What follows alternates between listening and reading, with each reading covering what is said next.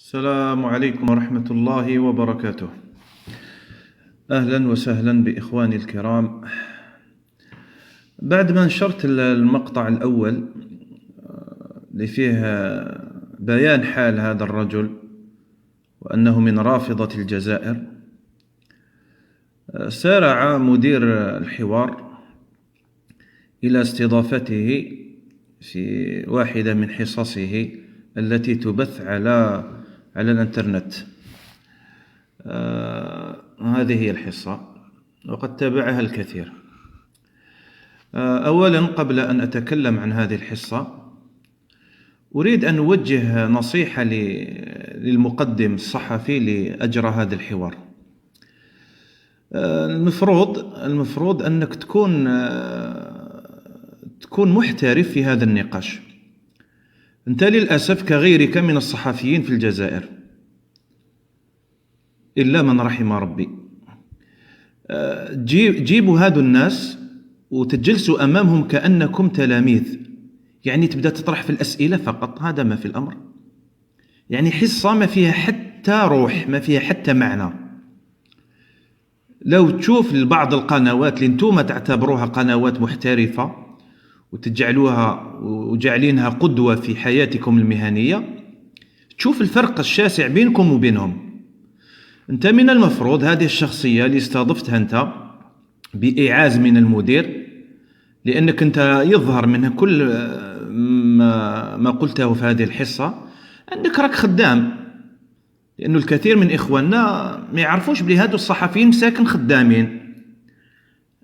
خدام يعني راهو خالص عادي، الحصة هذه يخدمته كما الخدمة، كما هذاك اللي يخدم عند الخباز مكلف باش يعجن وهذا باش يبيع. انت مكلف باش دير حصة وتستضيف، وانت راك حريص كما تعرف جيدا أنه تنجح الحصة تاعك ويكثروا عدد المشاهدات وكذا.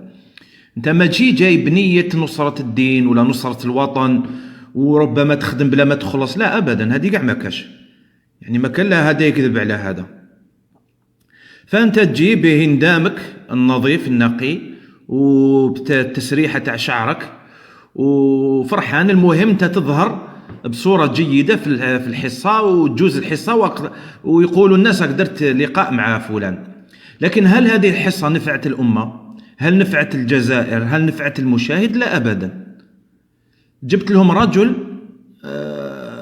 كما يقول أحد المشايخ عبارة عن برميل معلومات، عنده ثقافة شوية، أفكار غير مرتبة، فوضى. الحصة لماذا بثت ولماذا لماذا علاش المقصد اللي من أجله درت الحوار ما على بالكش.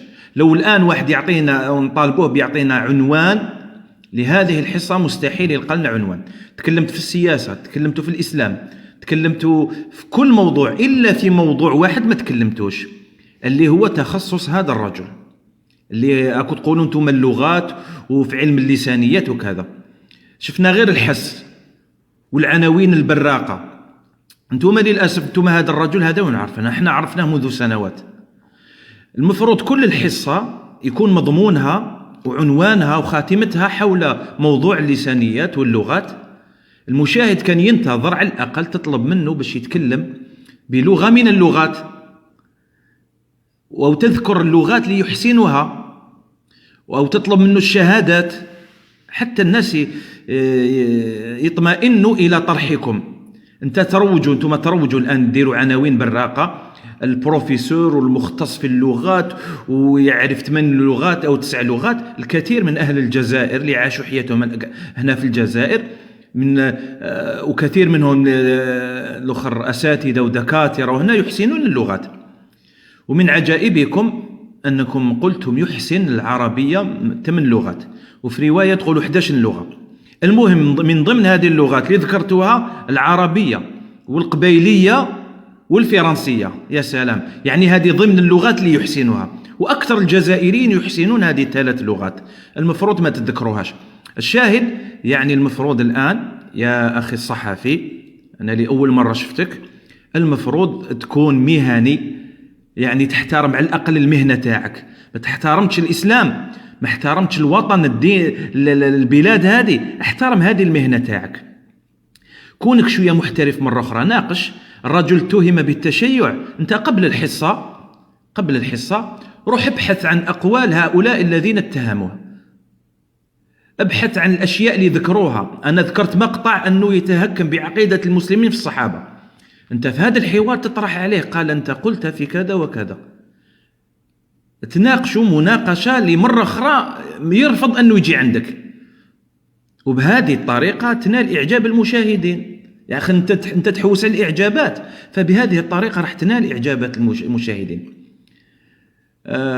فأنا نقول لكم ونقول للمدير الحوار كذلك، أنا لما ذكرت في المقطع التهكم بعقيدة المسلمين في الصحابة، أنا نقصد وهي بهذه الرسالة نقصد الناس اللي يغيروا على الإسلام ويغيروا على الصحابة رضي الله عنهم. الصحابة هذو هم الشهود تاعنا، هما اللي عاشوا مع النبي صلى الله عليه وسلم، وهما اللي بلغوا لنا الإسلام بلغنا عن طريق الصحابة. فالصحابة هذا إذا طعنتوا فيهم وسبيتوهم وقللتوا من شأنهم راكوا تطعنوا في الإسلام. لازم خوتنا يفهموا كذلك وش حب يقول الصحابة، مش واحد ولا اثنين، كل الصحابة. الطعن فيهم طعن في الإسلام. يعني واحد شاهد عندك أنت في المحكمة، لو يكون الشاهد هذا مطعون في عدالته لا تقبل شهادته. لذلك احنا المسلمين عموما يعظموا الصحابة. هذا الرجل جاي يتهكم وأنا نقلت الكلام بصوته. أنت الآن إذا كنت مسلم وسني وتغار على هذا الدين العظيم وتغار على الجزائر هذه، تقول له يا أستاذ أنا سمعتك هذا تتهكم بعقيدة المسلمين في الصحابة وكذا، وتناقشوا. لكن للأسف هذا لم يحدث، لأنه موش هذا هو الغرض اللي من أجله استضفت هذا الرجل. أنا قلت الرسالة أنا بعتها، نقول لمدير الحوار أنا الرسالة بعتها للناس اللي تغير على الصحابة، اللي تفهم الخطاب تاعي وش قصدت منه، والحمد لله الرسالة وصلت وتحقق المقصود. أما أنت وغيرك من الناس اللي يجي وربما ينتقدوا، ورأيت بعضهم يجي يعلق وكذا، الرسالة ليست موجهة إليك. هذه من جهة. ومن جهة أخرى أنا تكلمت في حسابي الرسمي. وش هذه الديكتاتورية الجديدة الآن؟ يعني الآن أنا ما عنديش الحق نتكلم في حسابي؟ أنتم في قنوات وفي جرائد ما خليتوا حتى مكان ما تكلمتوش على خصومكم اللي تسموهم المداخلة والوهابية والسلفية وأشياء كثيرة. يعني أنت الآن عندك الحق تتكلم عن غيرك، أما غيرك ما عندوش الحق يتكلم عليك. ويا ريت تتكلم عليك، ما تكلمش عليه، تكلم على رجل وتكلم بالدليل، ما سبيت وما شتمت وما كذبت عليه. أنا نتحداك إذا جبت لي كلمة تاع شتم أو سب أو أني كذبت عليه. أما أني نوصف الرجل ونقول بلي هذه هي العقيدة تاعو، هذا الرجل هو ما يحشمش بها، ما يحشمش أنه متشيع. كل القنوات وكل المواقع يسموه المستبصر رشيد عيسى، وكي تلقى كلمة مستبصر المعنى أنه كان سني ثم رجع شيعي. هكذا يقصدوا الشيعة لما يقولوا المستبصر. كي تدخل للانترنت ولا في اليوتيوب كي تدير المستبصر يخرج لك قائمة تاع ناس داروا معهم حوارات، يعني لي كان سني ثم رجع شيعي. فهذا معروف عند الشيعة ومعروف عند نفسه هو ومعروف عندنا ومعروف أنه مستبصر، أنه مترفض رجع شيعي. وأنا قلت بلي هو من أقدم المتشيعة، وذكرت الدليل أنه يدعو الناس إلى التشيع. يعني موش مجرد أنه هو شيعي باش تقول لي حرية شخصية ولا كذا، لا، هو يدعو الناس، وهذا ممنوع في الشرع ابتداء وممنوع في القانون. وأمر آخر أنه ولاء الرجل هذا لإيران معروف. أولا اتهم قديما أنه كان سكرتير تاع الخميني في فرنسا، وعلاقته وطيدة بالإيرانيين وبإيران وبقنواتهم وكذا. وإيران هذه الدولة دولة خائنة ومعروفة سياسيا، ومعروفة عند العلماء وعند السياسيين وعند الحكام معروفة. وأول من اكتوى بنار هذه الدولة الخائنة هي الجزائر. يا أيها الصحفي ويا مدير الحوار ما تخونوش المشاهدين، لا سيما اللي كبروا هنا وهنا وما يعرفوش الحقائق. قولوا لهم بأن الدولة الجزائرية قاطعت إيران في التسعينيات بسبب تدخلها وأشياء أخرى في الشؤون الداخلية الجزائرية. فلهذا أنا حذرت من الرجل، يعني تتركوا كل هذه الجوانب وتروحوا كيفاه والرجل نستفيد في علومه، وعلاش تتكلموا في العقيدة تاعو. طيب وين العلوم تاعو الآن؟ القنوات هذه اللي استضافاته هل سألاته عن اللسانيات وعن اللغات اللي يحسنها؟ للأسف ما حصلش هذا أبدا، لأن الصحافة تاعنا للأسف الشديد قالوها عليكم قديما، موش سلفيين اللي قالوا ولا لا أنا قلت، قالوها الناس اللي انتم تعتقدوا فيهم ومش سلفيين وبعضهم مش مسلمين. هذه مشكلتكم، مشكلة قديمة ماشي اليوم. هذا اللي معروف عندكم نجيب محفوظ، هذا اللي ادى جائزة نوبل في الأدب، هذا مش سلفي مش وهابي. قال الورقة الوحيدة الصادقة في صحفنا هي ورقة الوفيات، صفحة الوفيات. يعني انتم مشكلتكم مع العالم، مش مشكلتكم مع السلفيين فقط ولا مع المسلمين ولا حتى مع من تصفونهم ظلما أنهم وهابية. فأنا حبيت نزيدكم إيضاحا في هذه الصوتية ونبين لكم حال الرجل. أولا السبب اللي خلاه يتشيع ويترك السنة ويتدبدب هو أنه قرأ بعض كتب التاريخ وقرأ بعض الروايات اللي فيها الصحابة ربما تقاتلوا بيناتهم أو هذا سب الآخر، كذا روايات هي اللي دبدباته. وقد ذكر هذا في حواره مع هذا الصحفي، استمعوا إليه بارك الله فيكم. أن نقل الخلافات بين الصحابة ومن كذا يعني يسيء إلى الإسلام. ثانيا كتبوا لنا، فما الذي يجعلنا عاجزين عن كتابة تاريخ الإسلام؟ ما تقراش خاطر تزلزل. أنا عملت لاغريغاسيون هي عن تاريخ هيستوريوغرافي، كتابة تاريخ المسلمين، زلزلت واسبوعين ما نقدرش نقرا. لماذا تزلزل؟ لأنه نلقى بلي التاريخ نتاعنا المؤرخ نتاعنا هم يقولوا الكلام هذا. يقول ابن أبو موسى الأشعري مع الآخر مثلك كمثل الكلب تحمل عليه كمثلك كمثل الحمار. أنا دخت قبل كانوا من بصح لقيت هذا من المسلمين. فهذا المسكين قرأ في السبعينيات كتب التاريخ، بعض كتب التاريخ، ووقف على بعض الروايات اللي يقول فيها أبو موسى الأشعري.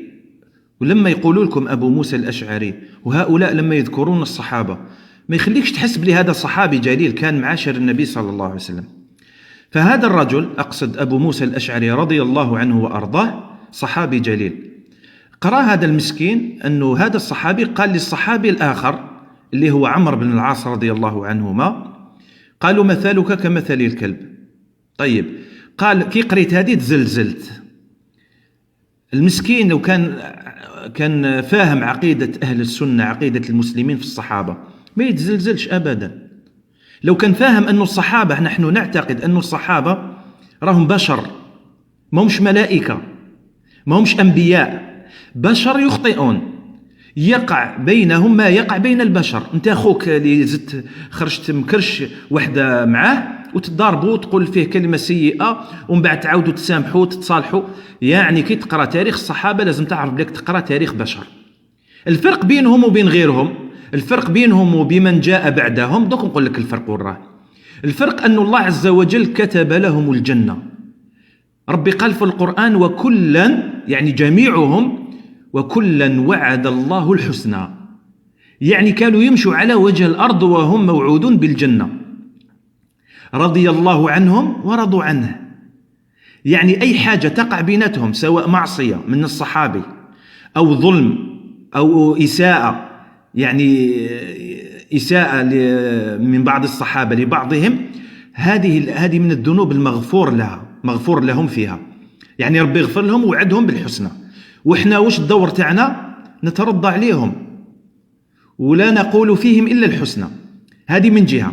وقبل ذلك، قبل ما نقول الكلام هذا، لازم نتحقق في صحة الروايات. إحنا إذا كانت الأحاديث، إحنا لو يجيب لك آية واحد محرفة تقولوا حبس.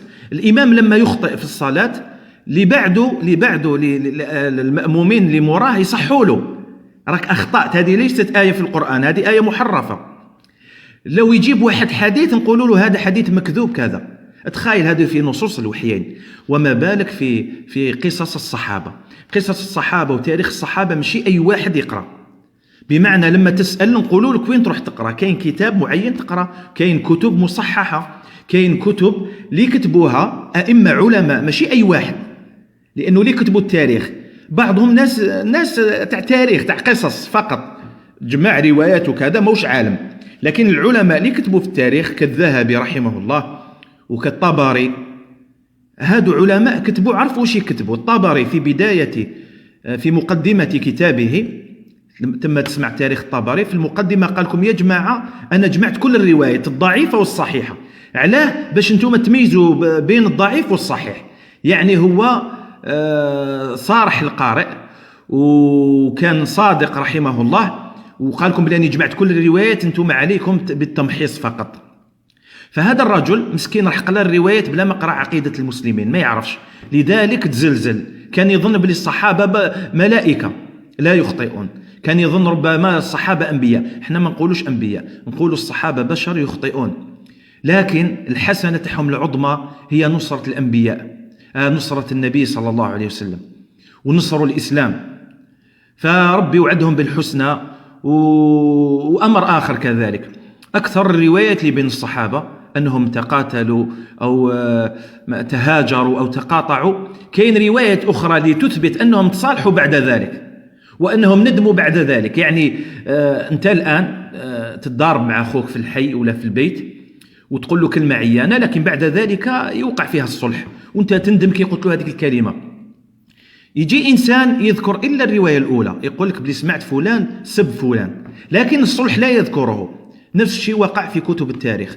فكاين رسائل دكتوراه ورسائل ماجستير، كاين بحوث عظيمة في هذا الباب، تحقيق الكتب وبيان الروايات الصحيحة والروايات اللي دخلوها الشيعة دخلوا روايات كثيرة. وكذلك المؤرخون الشيعة، كاين مؤرخون شيعة الناس ما يعرفهمش، ألف كتاب ودور، ما على بالهمش بلي المؤلف هو شيعي حتى ويكون عالم قديم. الشاهد لا هذا الضيف ولا المستضيف يعرفوا هذه الحقائق، لذلك للأسف الشديد ولا تانيك أكثر المشاهدين ما يعرفوش هذه الأشياء. فأقول أولا نزيد لكم إثبات آخر. وأنا نقول لبعض هؤلاء اليوم يعلقوا ويقول لك لماذا لا تنقل المقطع كاملا؟ مستحيل أنا ندير لك مقطع تحذيري الآن في دقائق نروح ننقل لك كل المحاضرة أو كل الحصة. أنا ننقل لك المقطع وانت عاود ارجع للمحاضرة الأصلية. إذا شفتني كذبت ولا خنت هذا الرجل ولا اقتطعت الكلام عن سياقه وكان فيها شيء من الخلل، عاود ارجع عندي وعلق واكتب ورد، وعندك حسابك رد عليه. ونقول للآخرين، واحد قال لي علاش ما تبينش وجهك؟ يا أخي ماناش ناس تاع شهرة، إذا حبيت تشوفني روح لي، يعني في باب الزوارة روح تشوفني والناس هي تعرفني، روح مرحبا. وانت كذلك راك تعلق بلا ما بينت وجهك. فلا أدري علاك حاب تشوف وجهي. إذا أروح لي في الخاص ممكن نبعث لك الصورة تاعي. فأنا المقاطع هذه نديرها لإخواني اللي يفهموا القضية ويغيروا على الصحابة وعلى الإسلام ومشي ما عندهمش كبر، لأنه البعض عنده كبر، تلقاه نشر المقطع الأول اغترب الرجل ولما جاء التحذير جاته طايحة. يعني لا ما تجيكش طايحة، العكس ارفع رأسك يا أخي وعادي. وش تكون أنت؟ جاء غيرك نبهك انتبه وقال جزاك الله خيرا. أنا ما قصدتش أني نوبخ الناس أو ننبههم، فقط أنه هذا الرجل متشيع أحذره الآن. أقول هذا الرجل معروف بخروجه في قنوات الإيرانية. مثال ذلك شوف هذه القناة، قناة أظن الصرح واسمها، دقيقة، هذه قناة إيرانية ناطقة بالفرنسية. بسم الله الرحمن الرحيم. Au nom de Dieu le tout clément, le miséricordieux, c'est un immense plaisir pour moi de revenir à cette terre sainte arrosée يصف الأراضي الإيرانية بالأرض المقدسة par le sang des fidèles, arrosée par le sang des fidèles, revenir à cette terre sainte arrosée par le sang des fidèles, par le sang des martyrs. Vous savez que le mot martyr... بعد ذلك شوفوا يتكلم عن الخميني، والخميني كان معه في فرنسا وعلاقته كبيرة معه، وهذه الأشياء ما يذكروهاش هؤلاء الصحفيين الهواة للأسف الشديد. يتكلم عن روح الله كما يصفون الخميني. L'imam s'appelait Ruhullah, l'esprit de Dieu.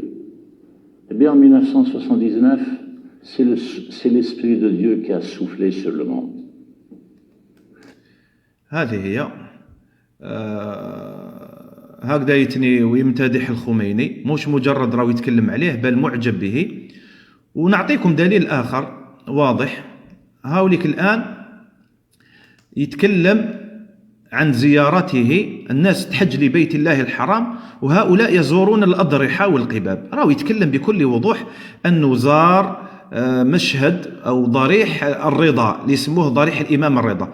وقبل ما نخليه يتكلم نوري لكم الضريح. هذا هو الضريح.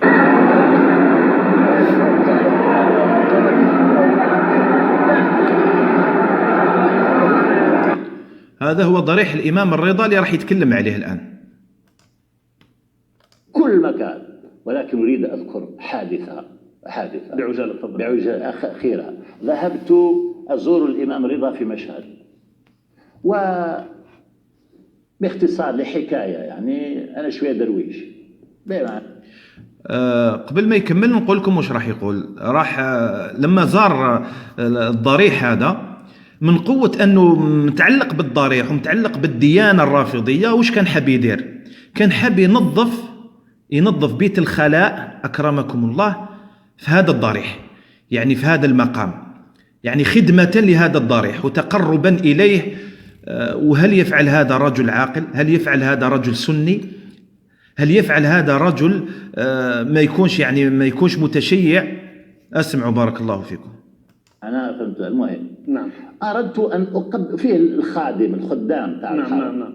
أردت أن أقبل صلاة الصبح قبل ما نودع، حبيت نقبل يد تاع الخادم هذاك لأنه حبيت ننظف الطوالات. محكو قال لي لازم تستنى 6 شهور باش يصح لك باش تنظف الطوالات. يتشاجروا، تنافس، يتسابقون من ينظف الحرم. فحقرت نفسي، قلت انت حاسب روحك يعني بشيء. رجيت نقبل يدوه، مسك يدوه هكذا، بعد تسلم عليها. قال لهم من معي 3 طلبة إيرانيين. قال لهم من هذا؟ قالوا له أستاذ كذا. قال روحوا هناك. ذهبنا هناك، جانا رجل قال شو ميداني إن أغاكيها. حتى لا أطيل عليكم، قصة طويلة. وهاوليك المقطع الأصلي بوضوح مع رشيد بن عيسى، الخبير السابق منظمة اليونسكو، قناة الحوار. راجعوا هذا في اليوتيوب وعاودوا شوفوا المقطع. أي مقطع نشره لكم عاودوا راجعوا الحوار الأصلي.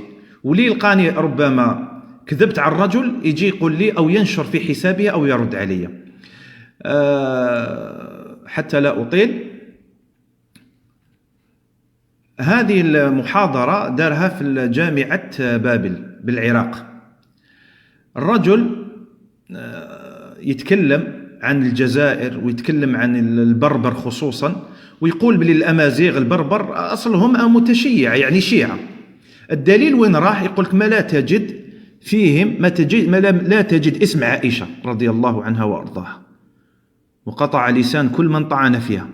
يقول لا تجد. أولا هذا كاذب صريح، وإخواننا الأمازيغ كذلك، إخواننا البربر يعرفون هذا، أنه من أكثر المناطق اللي فيها لما تنتشر تسمية بعائشة هم بلاد القبائل.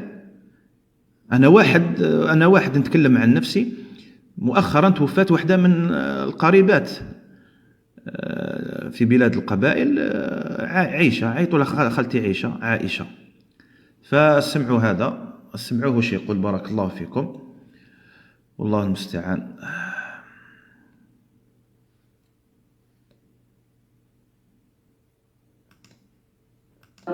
حفظون شيء من القرآن، والبربر شيعة ولا يعلمون.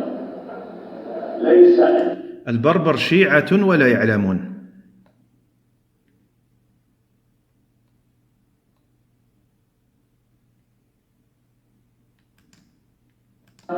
حفظون شيء من القرآن، والبربر شيعة ولا يعلمون. ليس عند البربر عائشة واحدة. ليس عند البربر عائشة واحدة. اسمعوا. ما كنا نعلم لماذا. والاسم الأول فاطمة، فاطمة، فاطمة. وفوق هذا انظروا كيف يتكلم عن اسم أبي بكر رضي الله عنه وأرضاه.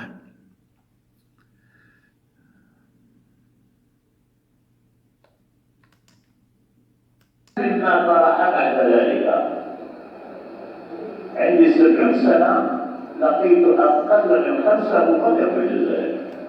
عندي 70 سنة لقيت أقل، يعني تلاقيت مع أقل من 5 ناس فقط أسماوتهم أبو بكر الصديق. أبو بكر. عاودوا اسمعوا معايا خوتي بارك الله فيكم.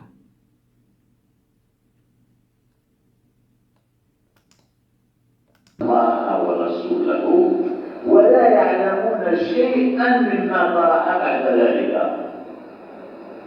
عندي 70 سنة لقيت أقل من 5 مقدم في الجزائر. أما في الجزائر نقول السيد أحمد، السيد علي، السيد علي أكثر من ذلك. هذا هو رشيد بن عيسى اللي حبيتوا تسوقوه وتشهروا له في الجزائر على أنه من عظماء الجزائر. فجأة خرجتوا لنا واحد من عظماء الجزائر، لا لشيء، لأنه يوافقكم في توجهكم. هذا ما في الأمر. انتم أي واحد الآن يكون عنده عداء للسلفيين ولا اللي تسموهم انتم الوهابية ولا المداخلة، الأشياء هذه الخرافات اللي تدور في رأسكم تحبوا تشهروا به. أي واحد الآن يحذروا منه هؤلاء اللي تسموهم سلفيين غيرة على بلادهم ودينهم، تروحوا تشهروا له نكاية فيه. وإذا كنتم تغيروا على الصحابة وتغيروا على عائشة رضي الله عنها وتغيروا على الوطن هذا، نتحداكم الآن تكلموا ونشروا مثل هذه الأشياء. سمحوا لي خاوتي، هذه المرة طولت عليكم. الله يحفظكم ويبارك فيكم.